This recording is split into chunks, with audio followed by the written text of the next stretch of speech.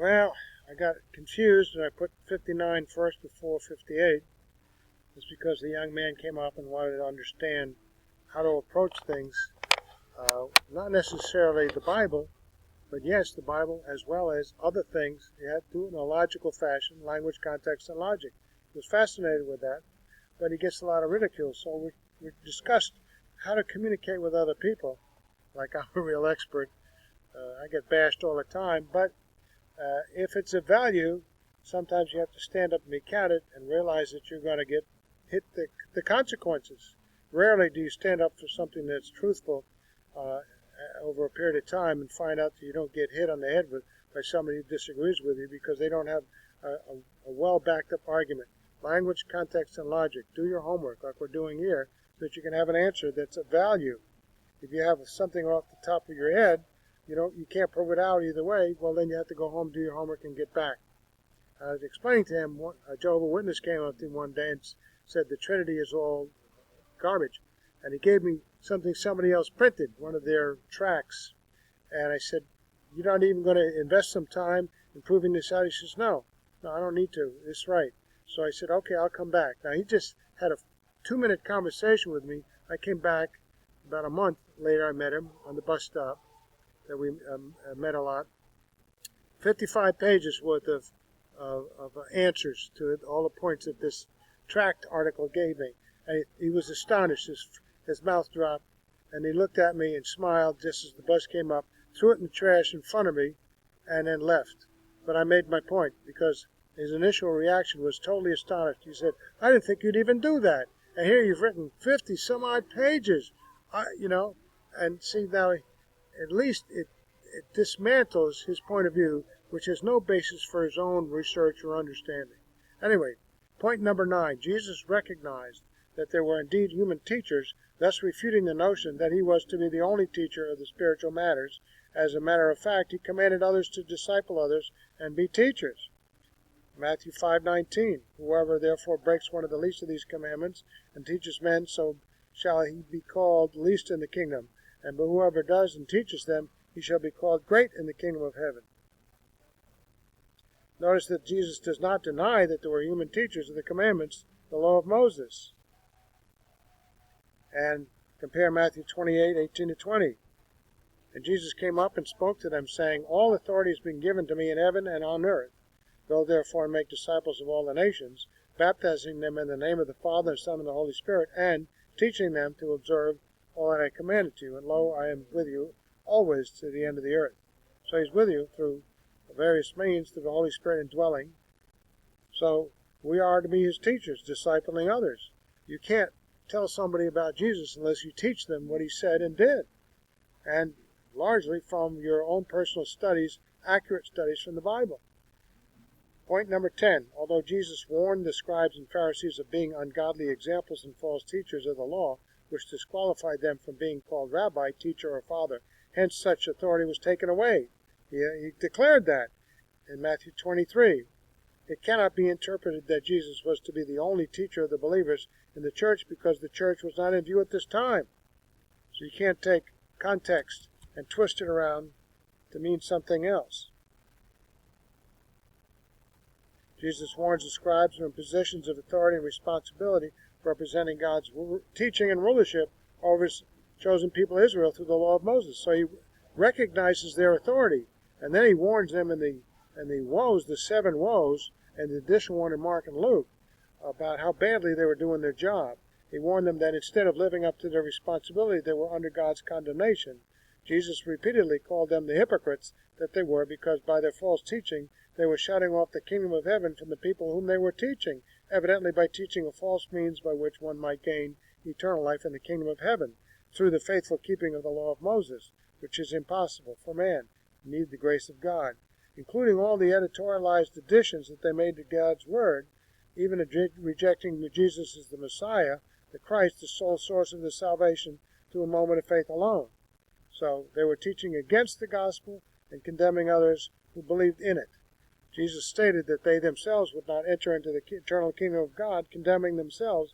They were unsaved because they had not believed only in Jesus as Messiah, Savior, the Lamb of God who takes away the sins of the world. Jesus stated that the scribes and Pharisees told those Jewish brethren who were qualified to enter into the kingdom of heaven, who were saved by faith alone in Christ alone apart from the law, that they were not going into heaven. The scribes and Pharisees' failure to accept Jesus as Messiah by faith alone had placed a stumbling block in the path of their brethren, their fellow brethren Israelite countrymen who followed their teaching. For this they stood condemned to eternal condemnation, the reason for Jesus' condemnatory words, which implied that they were usurping the position of God, which disqualified them from being called rabbi, teacher, or father by their brethren, the people of Israel, in Matthew 23:8-10. He says, "But do not be called rabbi, for one is your teacher, didaskalos, and you are all brethren, fellow Israelites whom they were abusing. Do not call anyone on earth your father, for one is your father." They're acting in his stead, and they can't be called father because they're not representing the father. He's representing the devil instead of the father. He was in heaven, and not the Pharisees and scribes, because they were doing the devil's work, their father in John 8:44.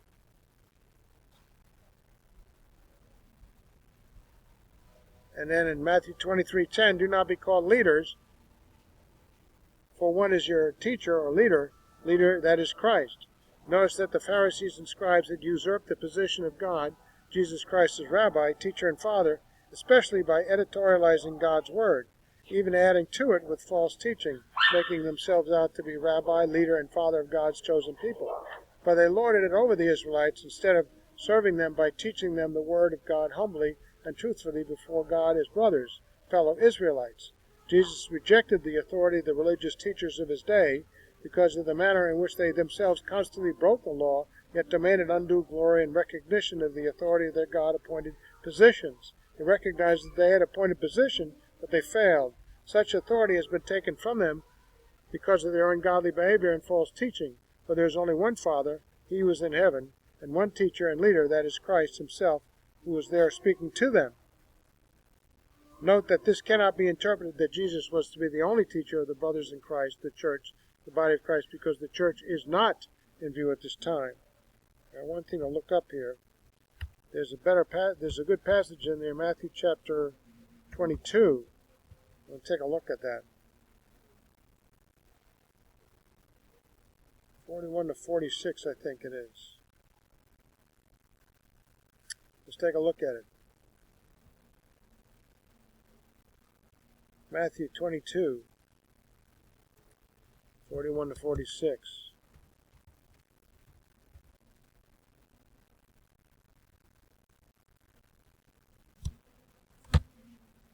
Okay.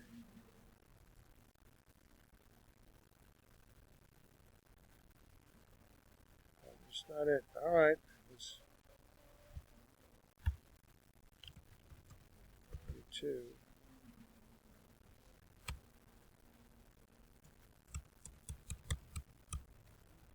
It might be 40-21.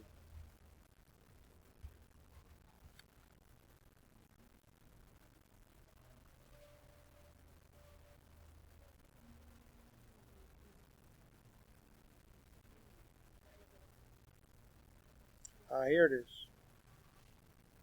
This thought came in and pursue it. Sorry for the belaboring. Matthew 21:42-46.